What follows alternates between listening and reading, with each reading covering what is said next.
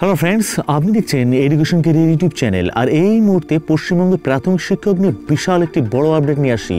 অবশেষে রাজ্যের মুখ খুলল, শিক্ষক নিয়োগে সুখবর পেল সুপ্রিম কোর্টের নির্দেশে। সুপ্রিম কোর্টের রায় জট কাটল। 12 সপ্তাহের মধ্যে শূন্যপদ প্রাথমিক শিক্ষক নিয়োগের নির্দেশ দিল দেশের শীর্ষ আদালত, যেখানে কিন্তু বলা হচ্ছে 13 বছর আগে পিটিডিআই সমস্যার সমাধান হলো। সুপ্রিম কোর্টে কাটল প্রাথমিক টিচারের জট।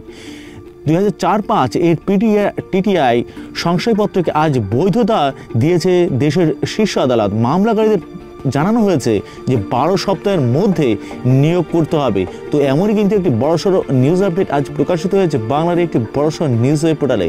সেখানে সম্পূর্ণ নিউজটি কি বলছে চলুন একবার দেখে নিই। দেখুন কি বলছে।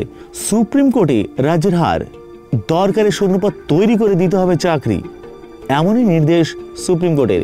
বৃহস্পতিবার সুপ্রিম কোর্টে হেরে গেল রাজ্য সরকার। ফলে বাম মামলার বোঝা বইতেই হচ্ছে তৃণমূল সরকারকে। পিটিডিআই সার্টিফিকেটধারী মামলাকারী চাকরি প্রার্থীদের 12 সপ্তাহের মধ্যে প্রাথমিক শিক্ষক হিসাবে নিয়োগ করার জন্য রাজ্যের সরকারকে নির্দেশ দিয়েছে সুপ্রিম কোর্ট। দেশের শীর্ষ আদালতের বিচারপতি সঞ্জয় কৌলের বেঞ্চ এর পাশাপাশি নির্দেশ দিয়েছে শূন্যপদ না থাকলে প্রয়োজনে পদ সৃষ্টি করে তাদের চাকরি দিতে হবে। 2004-05 শিক্ষাবর্ষের পিটিডিআই সার্টিফিকেটধারীদের 2006 সালে এমপ্লয়মেন্ট এক্সচেঞ্জ প্রশিক্ষিত বলে জানায়, কিন্তু 2009 সালে তৎকালীন বামফ্রন্ট সরকার এদের অপ্রশিক্ষিত বলে এবং পিটিডিআই এর সার্টিফিকেট থাকা সত্ত্বেও এদের 22 নম্বর দেওয়া হয়নি। তখন কয়েকশো চাকরি প্রার্থী কলকাতা হাইকোর্টে মামলা করেন। বিচারপতি বিশ্বনাথ সমাদ্দার রাজ্য সরকারকে এই প্রার্থীদের নিয়ে একটি নীতিগত সিদ্ধান্ত নিতে বলেন। তখন রাজ্য সরকার 2 বছরের ব্রিজ কোর্স চালু করে, কিন্তু মামলাকারী প্রার্থীদের হাইকোর্টের তৎকালীন বিচারপতি অমিত তালুকদারের ডিভিশন বেঞ্চে আপিল করেন। সিঙ্গেল বেঞ্চের অর্ডারকে চ্যালেঞ্জ করে।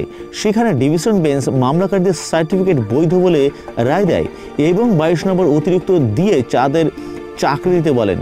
কিন্তু 2012 সালে রাজ্য সরকার এদের চাকরি না দিয়ে সুপ্রিম কোর্টে আসে। কিন্তু পরের বছরই হঠাৎ সরকার দেশের শীর্ষ আদালত থেকে তাদের আবেদন প্রত্যাহার করে। ফলে হাইকোর্টের ডিভিশন বেঞ্চের নির্দেশই বহাল থাকে। এদিকে তা সত্ত্বেও সরকার তাদের চাকরি দেয়নি। 2015 সালে হাইকোর্টের বিচারপতি দেবাংশু বসাকের এজলাসে চাকরি প্রার্থীরা ফের আসেন। বিচারপতি বসাক তাদের চাকরি দিতে বলেন। তৎকালীন বিচারপতি সৌমিত্র পালের ডিভিশন বেঞ্চ তা খারিজ করে। এবার অনিমা খাতুন সহ কয়েকশো প্রার্থী সুপ্রিম কোর্টে আসেন। বিচারপতি সঞ্জয় কাউলের বেঞ্চে প্রার্থীদের আইনজীবী অমিতাভ ব্রত রায় বলেন, পিটিটিআই সার্টিফিকেটধারীদের সংশয়পত্র বৈধ, তাহলে সরকার তাদের 22 নম্বর দিয়ে চাকরি দিক।